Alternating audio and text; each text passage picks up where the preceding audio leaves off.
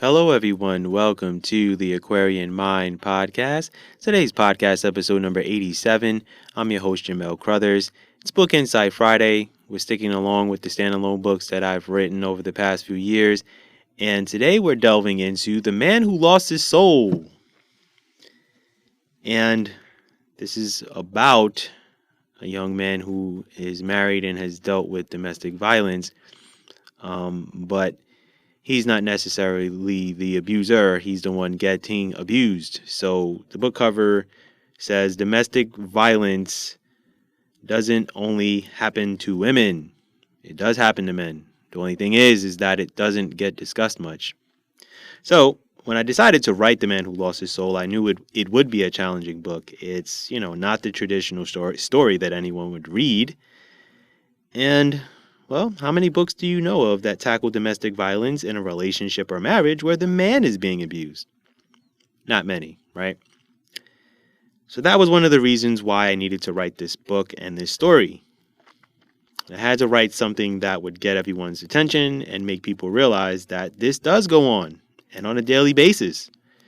Men are physically, mentally, and emotionally abused every day. Hard to believe?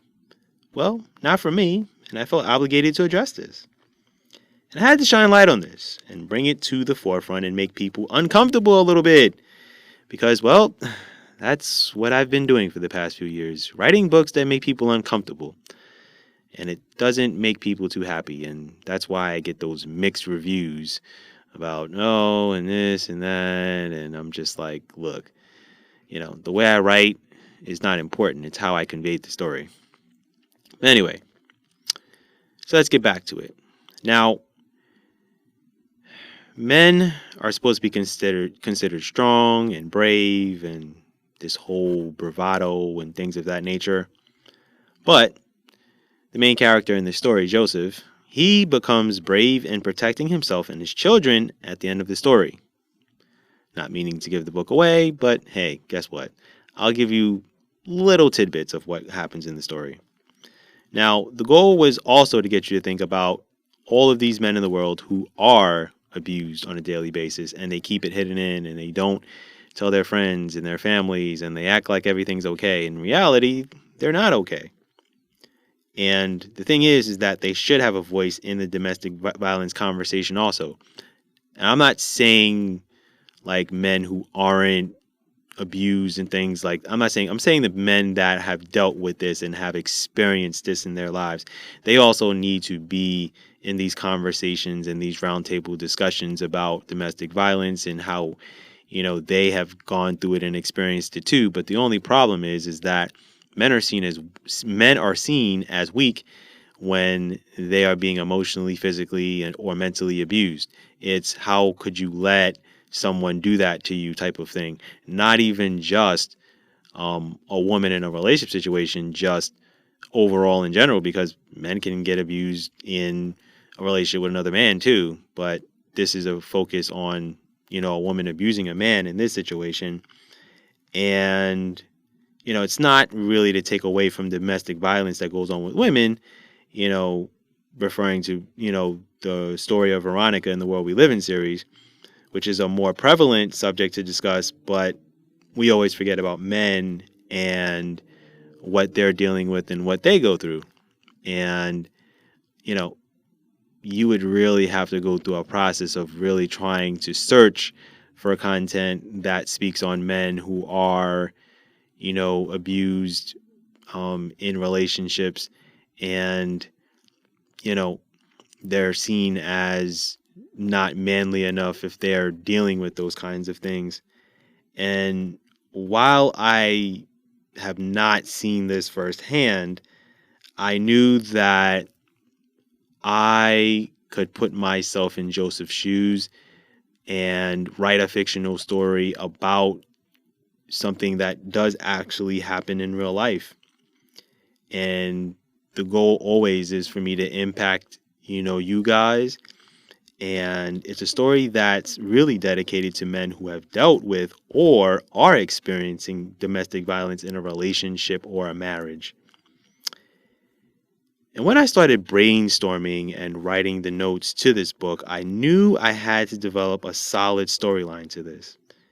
And not only just a storyline of the present situation, but also the backstory of Joseph's life and how he's never experienced love until he meets the one who abuses him in a marriage named Stephanie. Now, the story does start with him in the hospital, and then he chronicles how he got there. So he pretty much tells his story from literally after him being abused and he's in the hospital getting treated for what he's dealt with and gone through. And then he chronicles that whole story of how he got there. Now, was this an emotional book to write? It surely as hell was. And I tried my best to provide you the imagery, the feelings, the emotions of Joseph. And and hopefully I accomplished that. But as I always say, you guys determine that. And, you know, the feedback is always going to be important to me with this book for sure. And so many more books that I will write, because it is a men's issue that does concern me. There are so many social issues that concern me, and not just on the male side, it's also on the female side too. And you guys will obviously come to see that, when I delve into writing more about women's issues. I will say that it's really not a long read, and the one thing I try my best to do is not to overwrite my stories. My goal is to formulate my thoughts, bring out the character or characters, get you to feel and emote, and give you an important message at the end of all of this, because these are, social issues that are affecting us every day, and there needs to be conversations about it.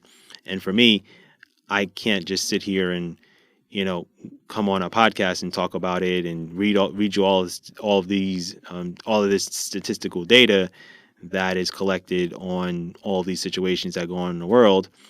And I mean, obviously there are TV shows that have these, this kind of content, Law and Order Special Victims Unit, where they talk about a whole lot of different topics and situations.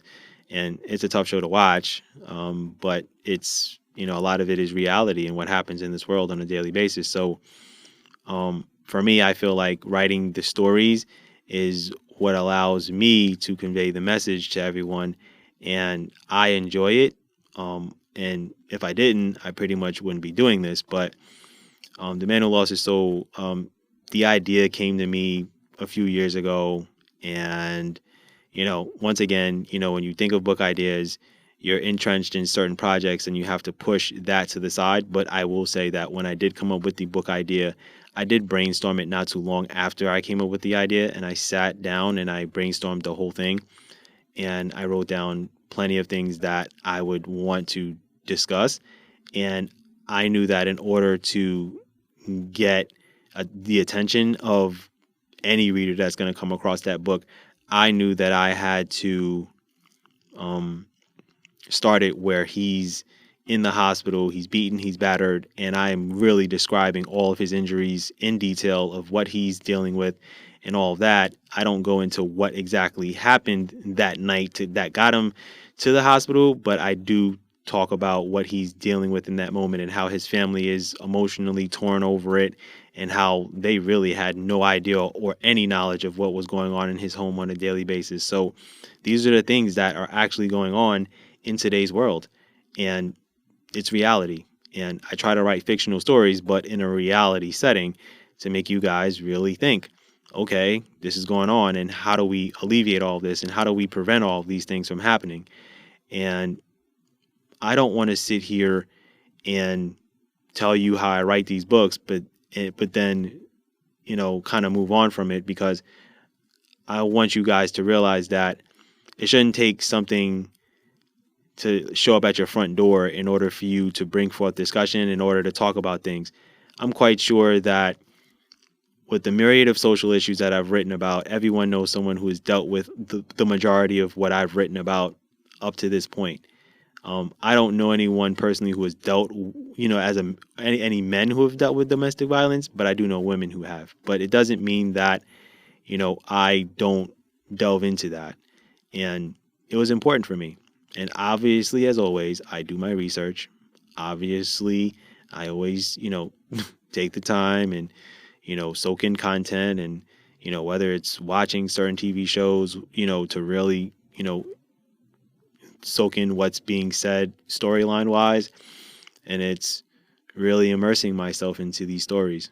And man, I never thought I'd be writing a story like this, but it was necessary and it needed to be written. And I'm thankful that I was able to write a story like this. So, um, obviously, you guys know where you guys can find, where my find my content and look at stuff on my website. So obviously, I leave the link in the description. So I don't sit here and go through, okay, my books are here, here, here, here, and here. That's not the goal. It's to talk about how I wrote the book, why I wrote it, and what went into it. So, with that said, that's my podcast for today. I thank you guys for listening. Have a great weekend. Be good, everyone, and go accomplish your goals.